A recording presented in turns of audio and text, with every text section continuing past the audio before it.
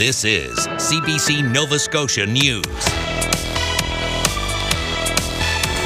Some commercial lobster fishers say Indigenous treaty fishing threatens stocks, but a government memo says otherwise. After the storm, Jamaican farm workers in Nova Scotia prepare to head home to hurricane devastation. And the last founding member of the Men of the Deeps sings one final note with the choir. A chance for showers and flurries, then a chance for flurries overnight into Saturday. Quiet weekend overall, not quiet next week. Your full forecast is coming up. Good evening. The commercial lobster season officially opened this week in southwest Nova Scotia. It's an area that's also been experiencing a rash of violence. Locals and some commercial fishers blame a black market for lobster and allege it's caused by First Nations fishing out of season and selling their catch illegally. But an investigation by the Fifth Estate finds little evidence to back up those claims. Fifth Estate co-host Stephen D'Souza reports. I cut through the dining room, the kitchen, and stopped in the living room. Geoffrey Jobert never thought running a lobster processing business would lead to someone shooting at his home. I definitely feel uneasy. There's some reckless individuals like that. He says trouble came after he started buying from a new boat that had upset some people. It's part of a string of violent acts all tied to the lobster business in southwest Nova Scotia. At one point it was happening so frequently, you couldn't even keep up with what was going on. Some locals and commercial fishermen blame the crime on First Nations fishers, saying they're harvesting and selling lobster outside the commercial season. And they allege it's attracting crime and threatening the health of the stock. But an investigation by the Fifth Estate finds little evidence to back up those claims. A memo from Fisheries and Oceans Canada, obtained by the Fifth Estate, says while some First Nations lobster is being sold illegally and commercial catches are trending down, the decrease has not been directly linked to First Nations fishing. It says stocks are in the healthy zone. That echoes what Mi'kmaq have said for years. Even if they're harvesting during seasons where the lobster industry isn't, the impact would be minimal. And what about unreported cash sales? Zachary Thibault, himself facing charges for threats and assault, worked as an unlicensed lobster broker. Your unreported sales, how much of that was Indigenous, how much non-Indigenous? 10% Indigenous. Yeah, 10-15%. And the rest is non-Indigenous? Yeah. Last week, the RCMP arrested 3 men that they say were responsible for the majority of the crime in the area, with much of the violence tied to drugs. One of those arrested, Zach Thibault's father, Eric. Stephen D'Souza, CBC News, Toronto. Meanwhile, Eric Thibault was denied bail on cocaine, intimidation, and dangerous driving charges stemming from a months-long undercover RCMP operation. In a Digby courthouse on Thursday, a judge ordered 66-year-old Thibault to be detained pending trial. Details of the bail hearing are under a publication ban. Thibault was arrested last week. He was among 4 people charged following what RCMP said was a 13-month investigation. Thibault was already facing several intimidation charges laid over the last 2 years, which are linked to the lucrative lobster industry. None of the allegations have been tested in court. Thibault will return to court on December 10th for the most recent charges. Members of the deaf community gathered at Halifax Supreme Court this morning to witness the approval of a settlement over abuse claims at 2 former schools for deaf children in Nova Scotia. The lawsuit was filed in 2015 after former students came forward with allegations of physical, sexual, and emotional abuse at the schools. The schools in Halifax and Amherst operated between 1913 and 1995. It's been an emotional day, and I just feel so relieved. I feel like we've been heard, and this is over with, and now it's our time to move on. So I'm excited. I'm excited about our future. I'm excited about us moving towards healing. The proposed settlement will provide $36 million in compensation for class members. Jamaican farm workers in Nova Scotia are bracing for a difficult time when they return to their home country following massive damage from Hurricane Melissa last month. As Gareth Hampshire tells us, people in Port Williams have been rallying around to support them. Ship, ship, ship! It's nearing the end of the season for some of the Jamaicans who come to work in Nova Scotia. They're going back to a country that's rebuilding from a devastating hurricane. It was totally crushed. Kensley Richards is talking about his home community in the Manchester area, where he's also returning to damage on his own property. Going back there, all you're gonna see is where houses was. All you're gonna see is just like empty land and a lot of debris. He's been getting videos showing destruction on an overwhelming scale. There are about 70 Jamaican workers between Taproot and Noggins farms at the height of the season, and they've been going through a tough time, especially because it was so hard to contact their families immediately after the storm amid disruptions to power and cell service. I think it was almost a week. I don't hear from them, none at all. That was very painful. He's not going home until around February, when he's expecting to join a big rebuilding job in his home community of Montego Bay. I plan to go home to help family members and even at my farm. Just help, do what I can do. Just help. It's all about help right now. People in Port Williams and the surrounding area have been rallying around to raise some money to help them out. They give money, and the money goes to the farmers that are heading home to sort out their lives. So I think that was really impactful. Richards has a lot to sort out on his own property where he has animals and crops. A lot take up from the pieces, them see if me can fix it.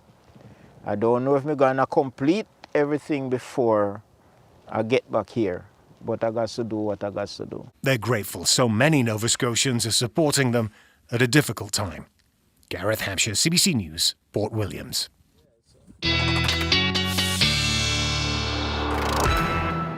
And we've got Ryan in for a first look at the weather, and the weekend is here. It sounds relatively quiet. Yeah, it is going to be a relatively quiet weekend before next week, which does not look quiet, and that's the elephant in the room. We will talk about it here in just a moment. Temperatures for Saturday in the 2-degree range. We'll see a chance for flurries overnight into tomorrow morning, especially for northern areas where we could see some light accumulation. Westerly winds gusting to 50 on Saturday, so it will be a little on the chilly side, even with those temperatures feeling a bit cooler than that. 1 to 3, even 4 and 5 degrees down into the southwest on Sunday with that southerly wind. The southerly wind ahead of that rain system that will be moving through on Monday.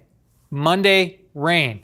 Then Tuesday, it's chilly temperatures and quiet conditions. And here comes the coastal system, a nor'easter that's working its way up the coast. And yes, it does look like Tuesday night into Wednesday, we're into the snow with the potential for some mixing here with some ice and rain. We'll talk about it in full detail with your 7-day coming up in a few minutes, Amy. Yeah, messy sounding. All right, thanks, Ryan. Thank you.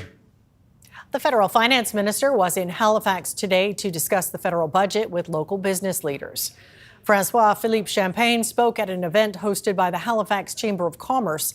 It comes one day after Ottawa and Alberta signed a major energy agreement that could pave the way for a new pipeline to the BC coast, an announcement which led to the resignation of Stephen Guilbeault from Cabinet. I'm not concerned with respect to other colleagues. Like I said, I think people understand as well that we need the roadmap is going to achieve both things, is, being a responsible and sustainable producer of natural resources while at the same time reducing carbon emission.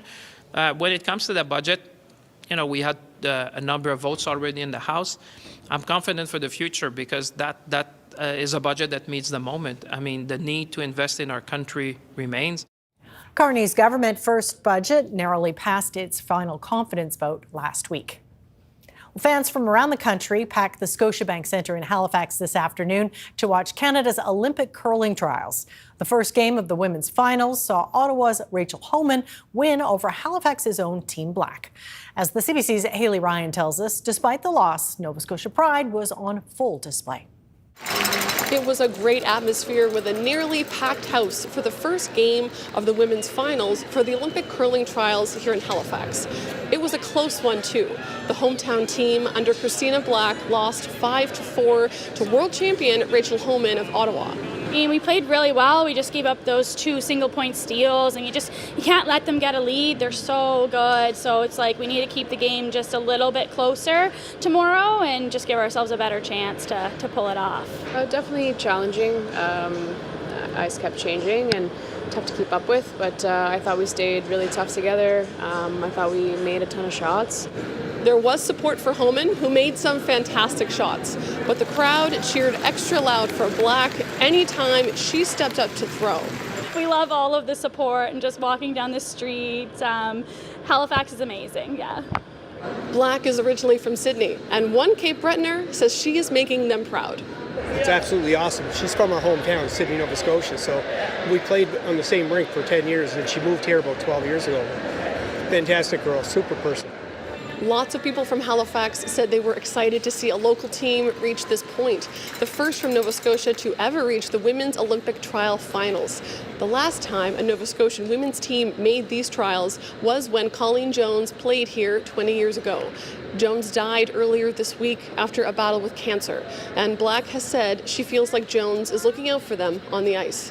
Fellow Halifax curler Maria Fitzgerald says watching Black has been inspiring. Oh, it's amazing. She's always been such a big inspiration to me, and Jill Brothers as well. I work pretty closely with her, and she's just such an inspiration. I play third as well, so I look up to her so much. So being here and just being in this environment, watching them play this well, it's just really cool and really inspiring. Even with the loss for Team Black, things are not over yet. This is a best-of-3 final, so Black and Homan will be back to play Saturday afternoon. They will both be working hard to represent Team Canada at the upcoming Winter Olympics in Italy. Haley Ryan, CBC News, Halifax. After more than 6 decades, the last founding member of the Men of the Deeps is retiring. 91-year-old Jim McClellan sang his final note with the choir in front of a sold-out crowd at the Savoy Theatre in Glace Bay. The CBC's Kyle Moore has the story. It was standing ovation after standing ovation as Jim McClellan took the stage for the final time as a member of the Men of the Deeps. The audience was so warm. They were applauding at everything I said, and it was terrific. I didn't want to stop, to tell you the truth. If this building had not been erected, the Men of the Deeps probably would never have been formed. The Miners Museum was built in Glace Bay to commemorate Canada's centennial. 40 miners got together to sing O Canada at its opening. Jim McClellan was one of them. People, I think, in the local area knew that coal miners could sing, but I'm not sure they knew it outside of Cape Breton Island, but they soon found out.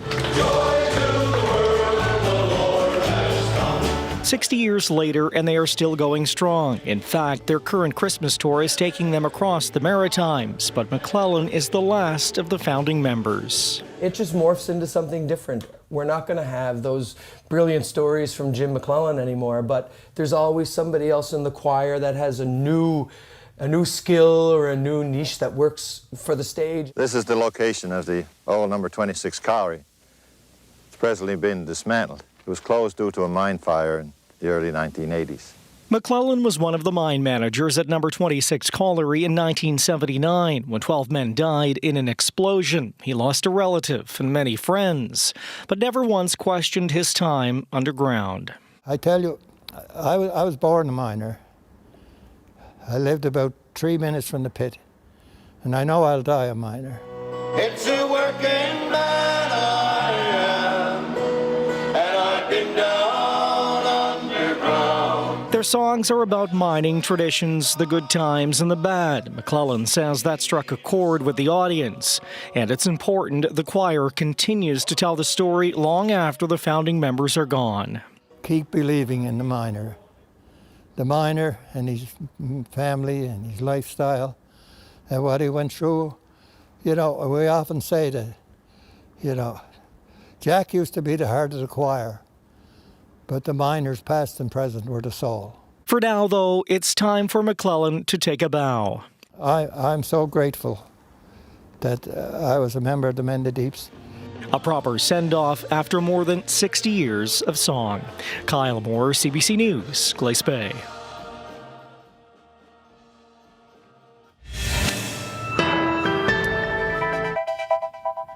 A look at downtown Halifax through the lens of our harbor cam. Ryan's up next with his full weather forecast.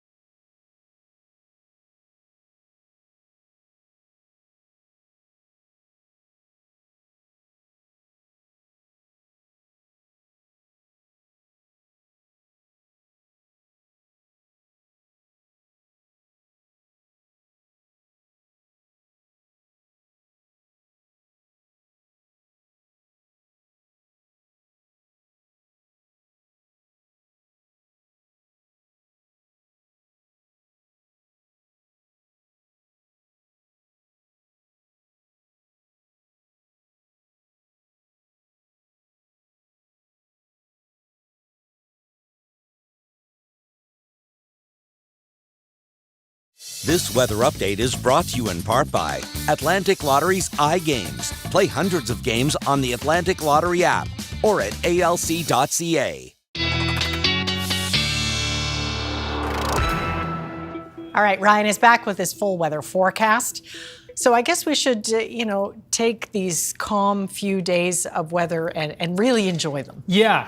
And maybe do a few things like find your snow shovel.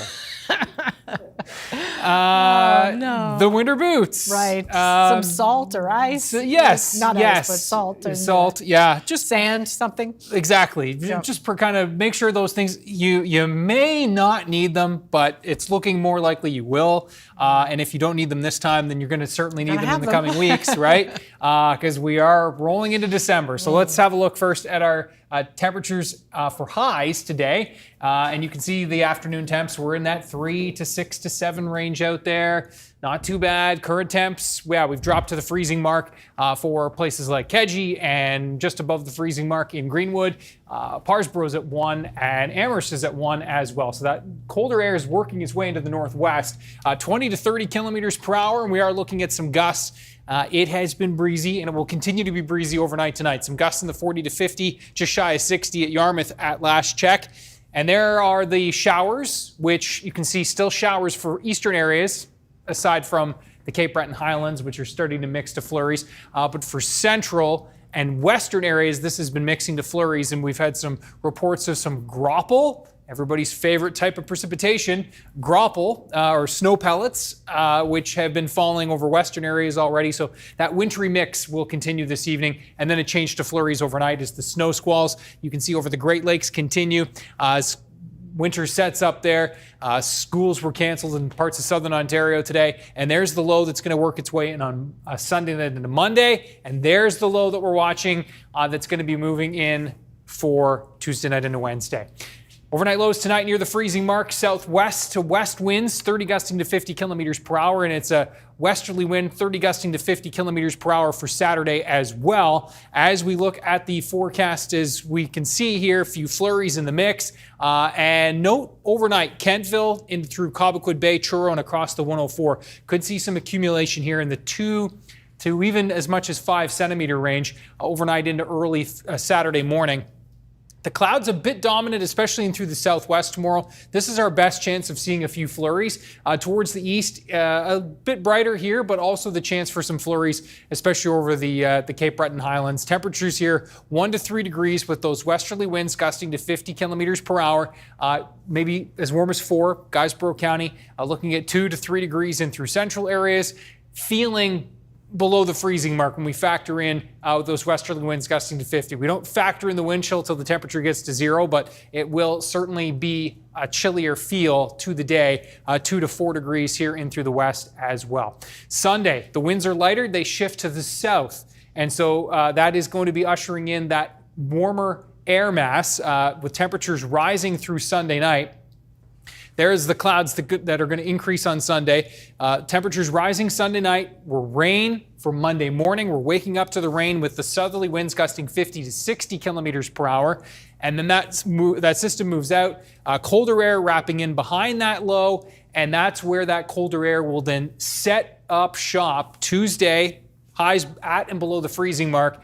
And that's just when that nor'easter, that coastal storm, is going to approach. So we've got cold air over the continent, warmer air over the ocean, and so this will be a quickly strengthening storm. Lots of strength with it, so we'll see some gusty northeast winds and lots of precipitation. And so, yes, snow likely to set up Tuesday night into Wednesday. Since we last spoke yesterday, the track is a little bit closer to Nova Scotia. What that would do is allow more mixing here in pink and even green along parts of the coast. In fact, with this type of a setup, most of the province would likely see some mixing, and the heaviest snowfall amounts would be confined to kind of the higher terrain areas of the north and into Cape Breton. But things could shift back south again. It's only Friday. We're talking Wednesday. The forecast models are good. We've been seeing this for days. They're not that good. So we just need to keep an eye on this over the next few days. The cold air wrapping in on the other side. We do know that as well. And so stay tuned for updates this weekend. Keep tabs on that. Obviously, we'll be all over this on the show on Monday. I'll be talking about it on radio as well. And note the temperature's dropping off, so what does fall will stick around for at least a couple of days. Amy. Ah, that's right. And as you said, get the shovels ready. Yeah. Okay, thanks, Ryan. Thank you. A theater troupe in Truro is readying for its big debut. The local chapter of Autism Nova Scotia brought the group together to perform with a powerful message. The CBC's Luke Ettinger stopped by a rehearsal this week. Water slide. Everybody's like this. Some final notes for these actors ahead of their debut performance of Living with Autism. The play is a creation of the 5 actors who are all on the spectrum. The project is being supported by the Truro chapter of Autism Nova Scotia and is the province-wide organization's first theater troupe.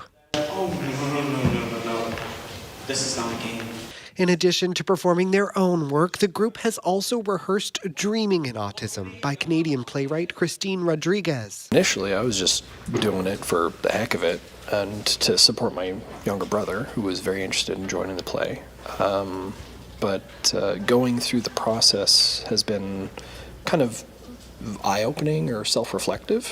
Hopefully, the people who don't have autism can see from our point of view, and the people who do have autism can feel better about themselves. Is this something that you continue to do? Possibly. I mean, who knows? Maybe one day I could become a movie star. The show will include monologues from each of the performers' own lives, and cast members act out the scenes at theme parks, fast food restaurants, and comic book stores. There's so many.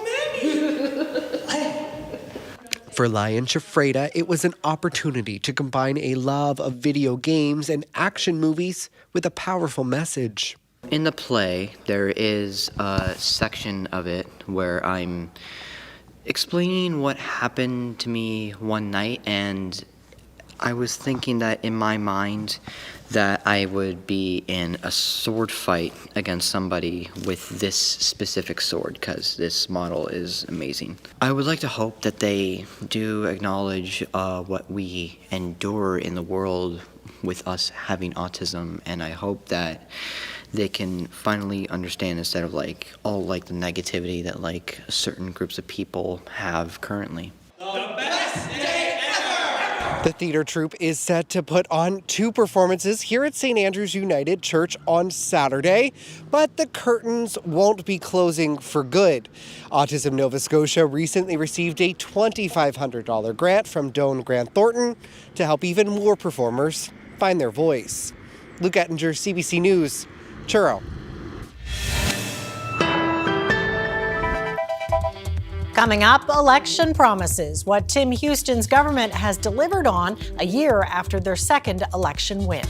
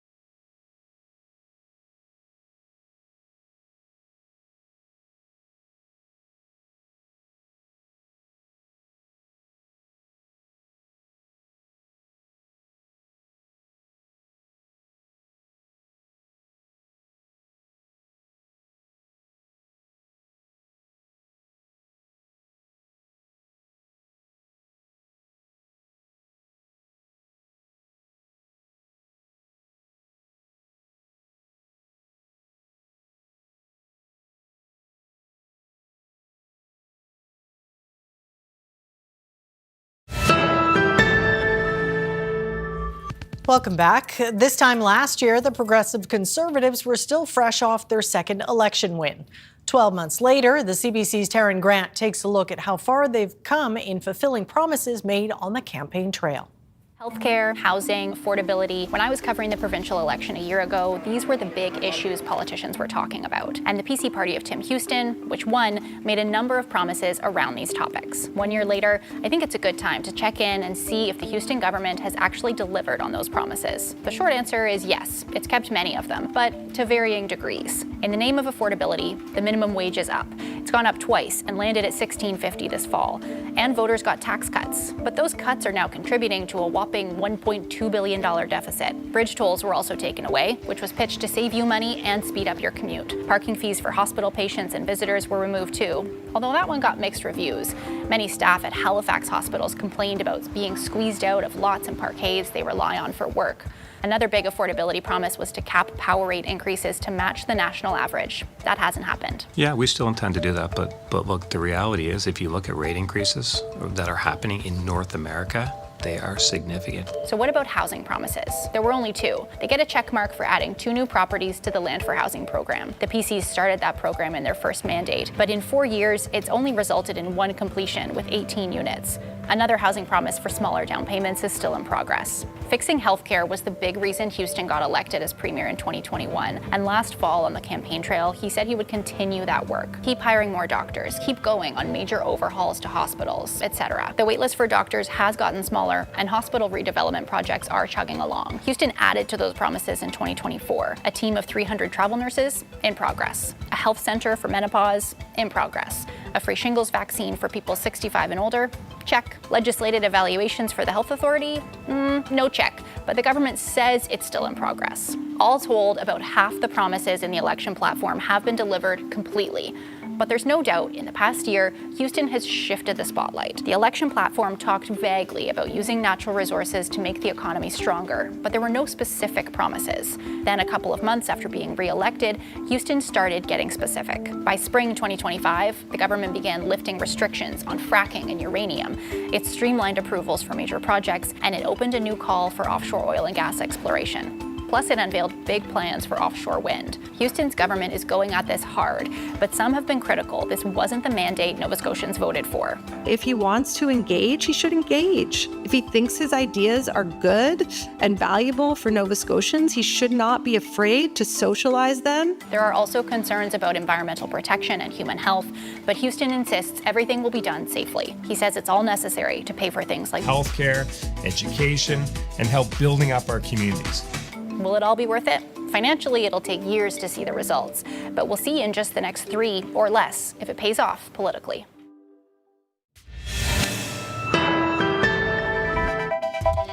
Coming up, Donald Trump vows to pause migration from some countries after the shooting of 2 National Guards. And footage shows 2 Palestinians in the West Bank appearing to surrender to Israeli forces before they are killed.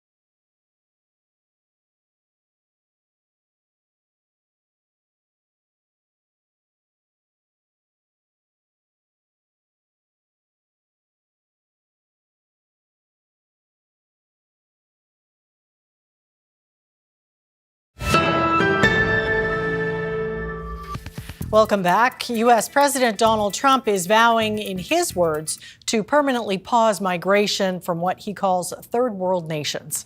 It follows the death of one of 2 National Guard members shot earlier this week in Washington. Chris Reyes has the latest from New York. She was super kind-hearted, super sweet. The former boyfriend of Sarah Beckstrom is speaking out after the National Guard service member died of her injuries Thursday night. Beckstrom and another serviceman, Andrew Wolf, were shot in Washington, D.C. earlier this week while on duty. Wolf is in critical condition. I don't know if it's really hit me the hardest yet.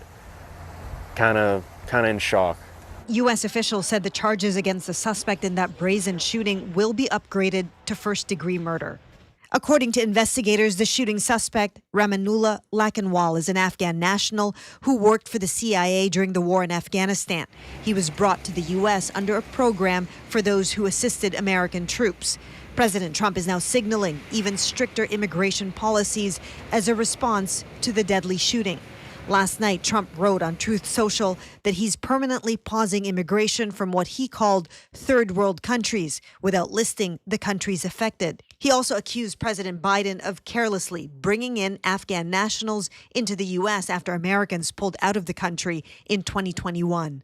Look, this is how they come in. This is how they're standing on top of each other, and that's an airplane.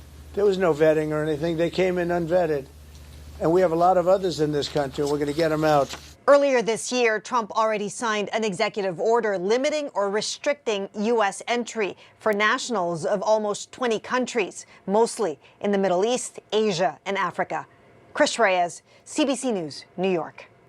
Fallout from the Ottawa-Alberta oil pipeline agreement continues. The Liberal cabinet has already lost longtime Minister Stephen Guilbeault, though he remains a government MP, and questions are swirling on whether other Liberals are opposed and what happens next with the pipeline proposal itself. Olivia Stefanovich reports. What do you think of Liberal unity right now? When asked about internal divisions over Ottawa's energy agreement with Alberta, Liberal MPs insist they're all on the same page. Quite unified. There's always discussions. We're standing united. We're absolutely unified. There's all kinds of room for different opinions in our caucus.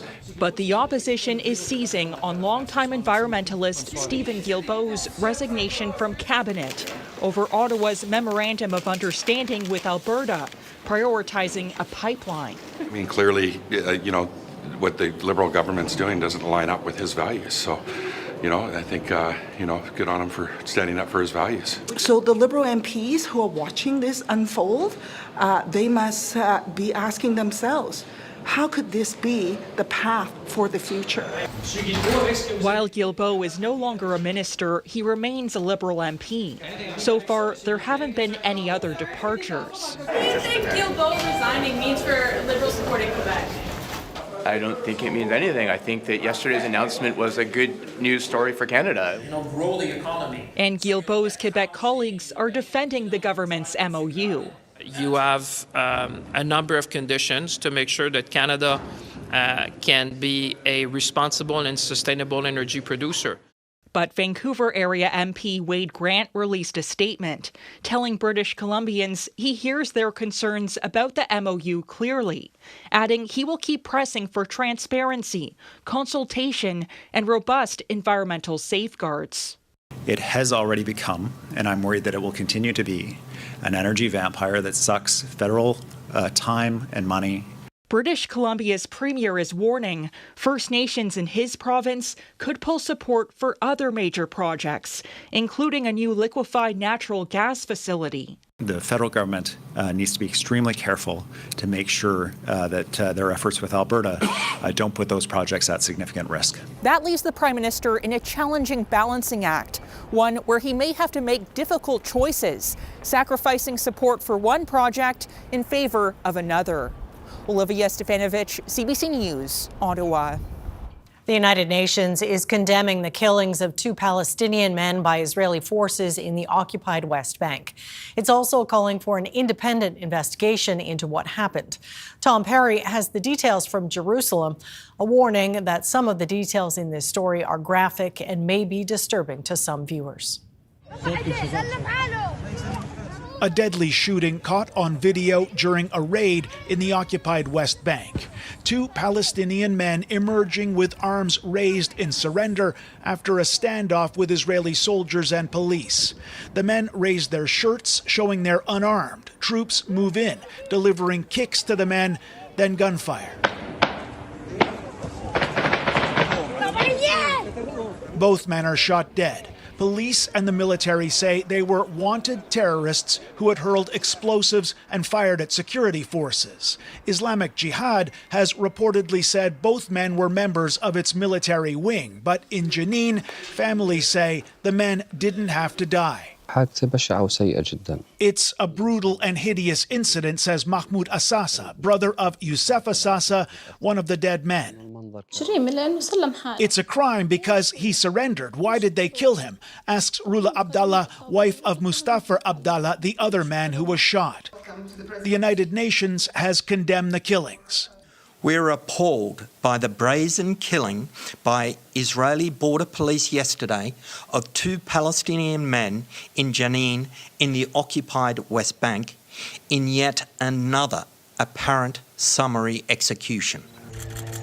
Palestinians in the West Bank have been living under tightened Israeli security and escalating attacks by Israeli settlers. The UN says more than 1,000 Palestinians have been killed in the area since the October 7th attacks. More than 40 Israeli soldiers and civilians have been killed in that same period. The Israeli military and police say they're investigating the shooting in Jenin, though human rights groups put little faith in that process. It's absolutely clear that the Israeli investigative mechanism is unwilling and unable to hold Israeli forces accountable for these types of crimes. Israel's far-right national security minister, Itamar Ben-Gvir, went on social media to offer his full support to the soldiers and police who fired on the 2 Palestinian men, writing that terrorists must die. Tom Perry, CBC News, Jerusalem. Syria says an Israeli raid into its territory has left 13 people dead and dozens wounded. Israel says the mission was to detain militants planning cross-border attacks and that its soldiers were fired on first. It happened in a border village. Israel's military reports several of its soldiers were wounded. It says what it calls terrorists will not entrench themselves at the border. Both the UN and Syria are denouncing the raid. Syria says tens of those killed were civilians. Authorities in Hong Kong say a number of people killed after Wednesday's massive fire in an apartment complex has risen to 128. More than 200 others are still missing. This comes as police say they've made 8 more arrests in connection with the fire. Laura Westbrook has the latest. With this fire finally being put out, authorities are continuing their investigations, with police entering into the building to collect evidence. Officials say they can't rule out the possibility of finding more bodies as they continue to conduct their investigations. More arrests have also been made of people linked to the estate's renovations. The estate had been undergoing renovation at the time of the fire, and scrutiny has been turning to the materials used for those renovations, particularly the styrofoam which was used on the outside of the windows, the styrofoam being highly flammable, and authorities saying could be one of the reasons why this fire spread so quickly and so intensely. Authorities also said that the fire alarms weren't working effectively enough, and one resident I spoke to who was inside the building at the time of the fire told me that he didn't hear an alarm, and instead someone called him telling him to leave, and he was able to get out. Now, people have been gathering behind me to donate clothes and shoes, nappies, even power banks to those victims of this tragedy. Not far from where I am as well, there is a community centre where there are photo albums of some of the victims to help relatives who may be looking for information about their missing loved ones. Authorities saying they haven't been able to identify some of the deceased yet. There is a lot of grief, but there is also anger here, with questions being asked about what went wrong and who should be held accountable. Laura Westbrook, CBC News, Hong Kong. Peace and unity were the main themes in Turkey today, where Pope Leo is continuing his first trip abroad. He held a landmark meeting with Christian leaders across the Middle East, where he condemned violence in the name of religion and urged an end to world conflicts. The CBC's Briar Stewart is covering the visit in Istanbul.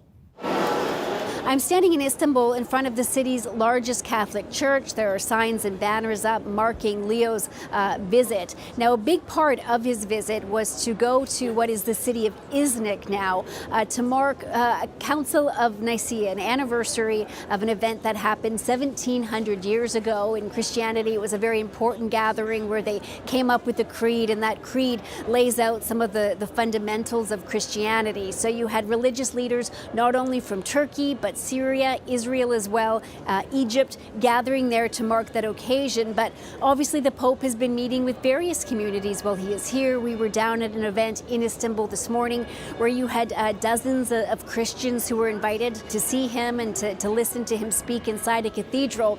On the sidewalk, we didn't see the large crowds that you might in other countries. What you did see were hundreds of police officers as part of a heightened security presence. But in the crowd, there was one Canadian couple who just happened to be in Turkey on vacation, and they wanted to come down and try to catch a glimpse of the Pope. You could sense he's a good person. There's something about him, there's an aura that you trust, and I trust him completely. And yeah. And the Americans need him more than ever.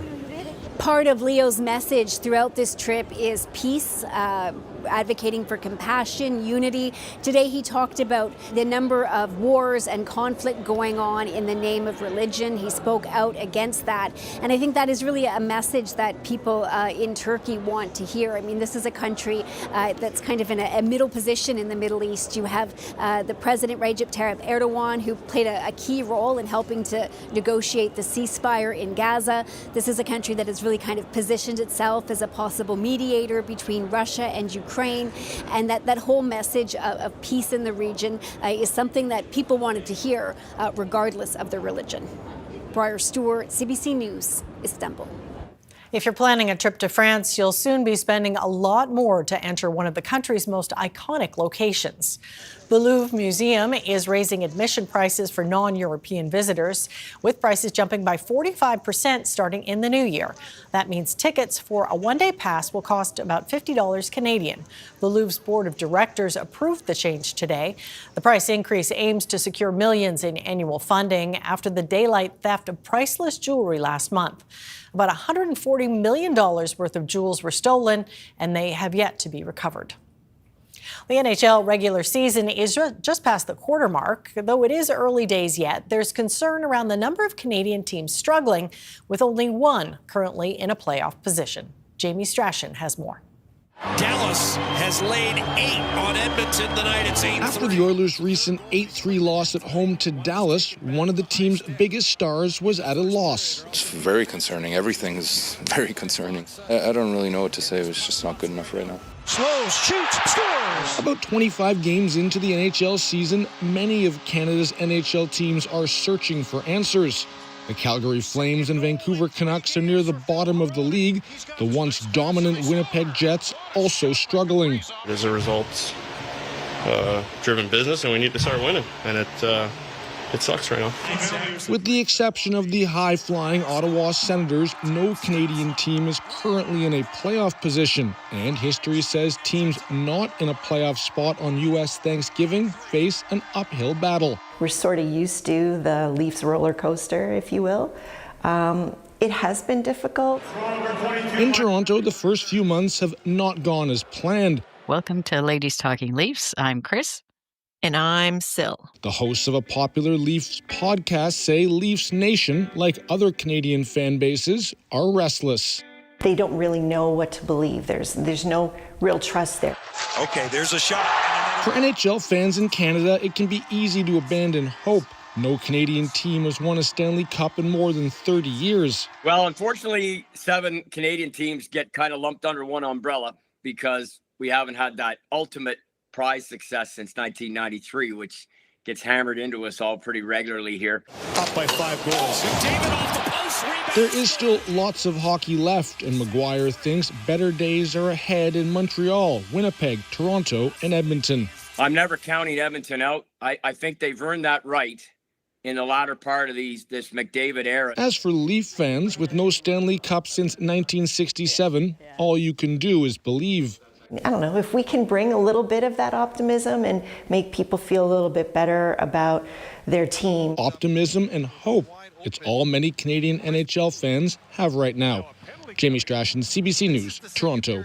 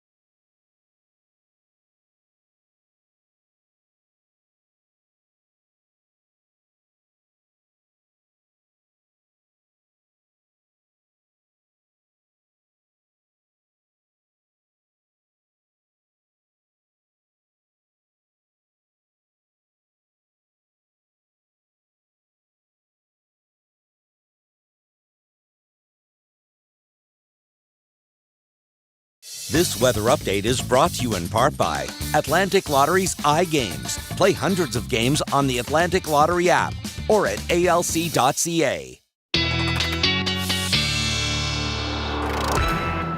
Okay, we're back to wrap things up, and I think I know what you're going to be doing all weekend. Checking, double-checking, seeing what's happening on that forecast. For sure. I'll be keeping an eye on that Tuesday night into Wednesday system. And listen, it's one that is going to have a lot of interest for sure. The first one of the season always does, right? And especially when it is one that could bring significant snowfall. And this one is looking likely to bring significant snowfall to some parts of the Maritimes. The question is, where. Right. Let's first show you Saturday's forecast, and temperatures are looking fairly quiet. Calm. Temperatures looking not too bad for this time of year as well. 2-3 degrees in those quiet conditions. Now, the wind will be a little bit breezy, 30 gusting to 50 kilometers per hour, so feeling a bit cooler than that.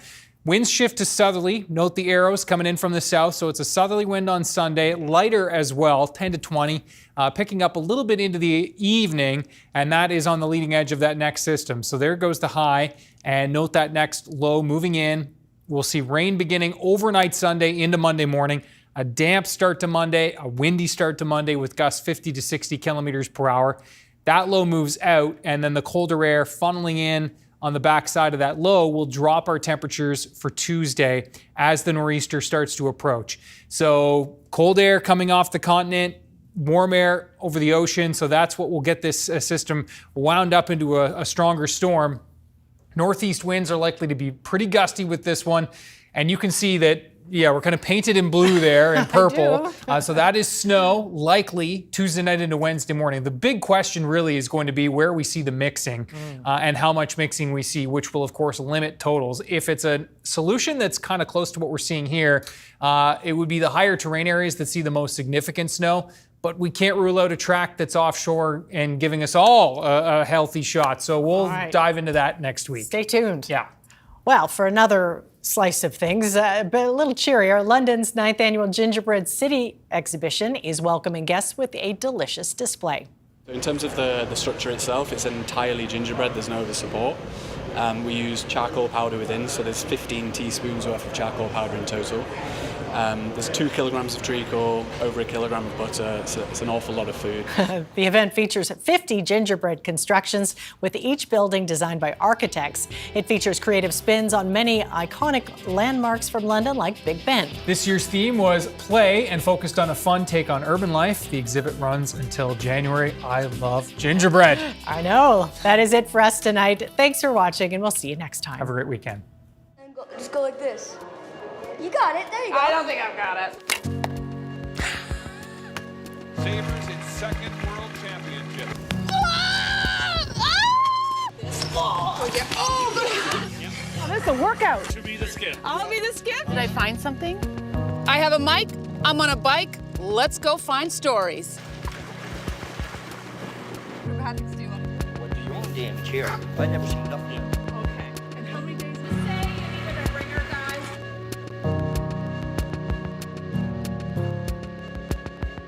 Because there's good people out there doing amazing things. You did it!